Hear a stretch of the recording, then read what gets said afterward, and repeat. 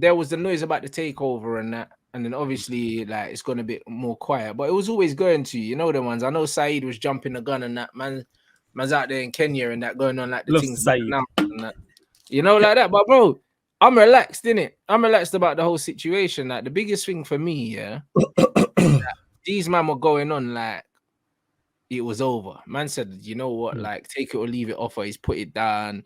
He's pissed off. He's all these other things, yeah. But yeah, bro, it's gotten really quiet from the Ratcliffe end, which is good for us anyway. Because That's blood, great news. That the is great thought of news. that brother coming in was stressing me, bro. No, it's a wrap. Like I've said before on this show, and I've said everywhere else, in regards to our short-term and medium-term future is based on this ownership. This is the most important transfer, if you want to call it that, in this transfer window. I will take the hit of, say, Sheikh Jassim taking over mid-July and us being late to targets and having to work behind everybody else for this window solely. Because our short and medium-term future is so dependent on this takeover. If it's Sir Jim Ratcliffe or it's the Glazers or a mix of both, it's a wrap.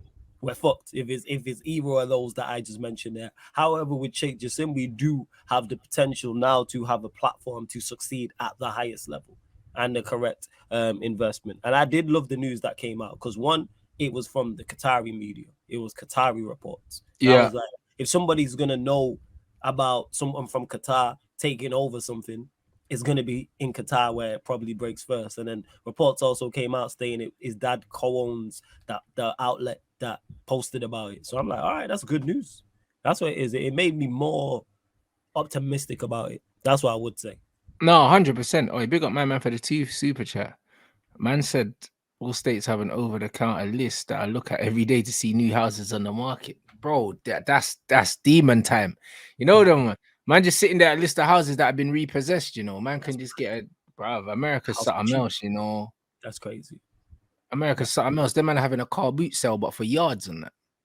You know, that's brazy, fam. Do you know how brazy that is? That's mad. You know what I'm saying, fucking hell, man. I mean, but yeah, man, like man said, it's probably a decoy for the Glazers. Bro, I feel like this whole Ratcliffe, I said it from the beginning. I felt like the whole Ratcliffe scenario was just, he was used there just to bleed money out of the Qataris, bro. It's like this brother was never in any real contention to own the club. That's how I feel. And you know what don't make sense about that is it's not like you're unsure how much Sheikh Jassim has. The money's there. The bag is there. Ask for what you want rather than all these tactics, which could be true. It wouldn't surprise me because them man are money grabbing crooks. If you want 8 billion, for example, ask for 8 billion. You know what I'm saying? Don't do the, all right, we're going to use Jim Ratcliffe to try and bump up the price because, just ask, man. Yo, do you have 8 billion or 7 billion or whatever the price is? That's one thing that has confused me this entire time is we hear very few reports about actual valuation from the Glazers. We don't hear what they want. So yeah, but that's because I don't think they wanted anything. You know what it is? I think what the Glazers did was they went out there, and then they were just like, all right, cool. We'll test the water in it, and we'll see who comes in first and foremost. I genuinely believe that they thought there was gonna be probably 7, 8, 9 man interested, like that. And then they saw that, not many men have the money to really come in just with the first offer in it. So then straight away, it limits, like you can't really start a bidding war between two people. It's not really a war like that anymore. You get me? No. So they probably looked at it and they said, all right, cool, we got these two man. Like, what you man telling me, innit? Because from what I understand, what they offered both of them is well higher than the actual value of the club anyway. Like, at like face value, the club's worth like $4 billion or something like that. Like, and that's not even taking into consideration that the stadium needs doing. Do you know what I mean? A lot of the facilities there, all the extras you'd have to spend when you get it. Just like if you buy a yard, you might buy a yard, but in the back of your mind, you're like, all right, cool, it's going to cost me an extra 100 grand to do this place up. Like that. And that's what it is. So you're looking at buying Old Trafford and then you probably have to spend an extra billion to make it look like something. Do you understand? So no, he probably looked at it and they were like, you know what, we'll see what we can get. And then once you see the Qataris involved, that's when you're like, all right, cool. So these man got bread, So, like that. Man, they're just going to play hardball. Yeah, it could be that. And my guy Alam made the point, and shout out to him, man. He was saying how maybe when he had said this point, I was like, this actually makes sense. I don't think they actually know what they want for the club. I think they don't have an X. I think I think they were just trying. They're just trying the thing. I think they're just like, all right, let's see what, rather than say, yo, we want 8. And how are you selling something for this amount of value? Because you know what it is, Flawless. Think about it. If you know that it's worth $4 billion, you gotta have some chest on you to just say, yeah, we want 8 in it. We want 8, yeah. When you know that man knows that it's worth 4, it's fucked.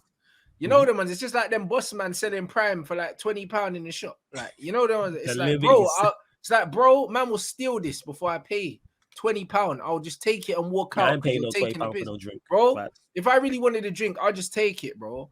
And you'll have to fight me for it because you're taking the piss. £20 for a fucking drink. Do you understand? Right. That man just get angry and just take it. And that's what it is with the Man United thing. It's like they could never really come out openly and say, yeah, we want 8 million for it. Because then they're thinking, you know what? If some idiot would actually pay that, now I've said I want 8.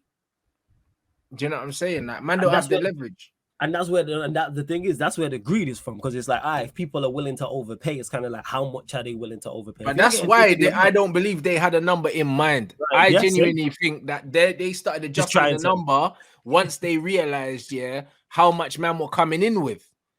Do you understand?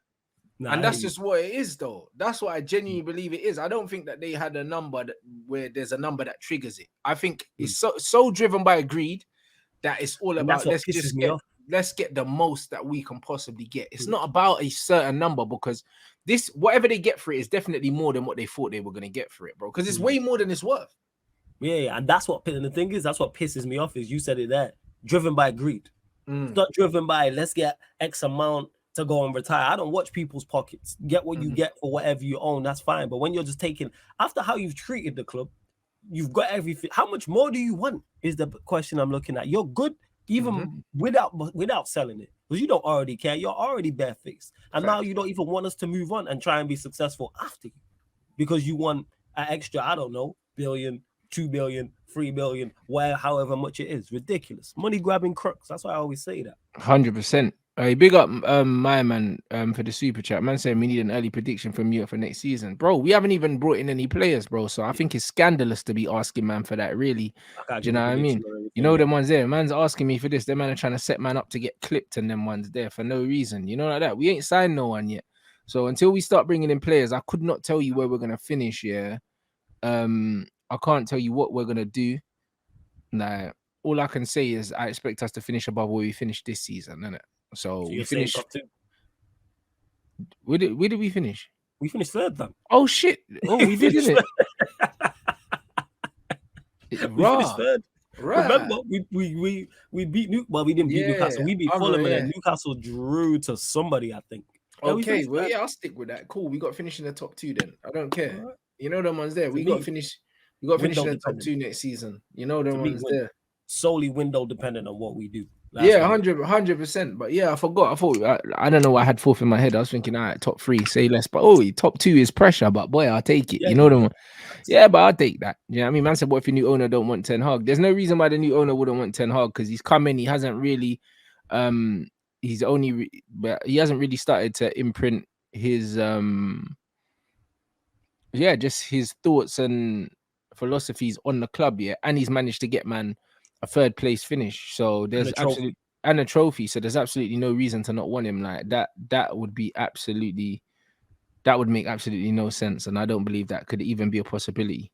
So man.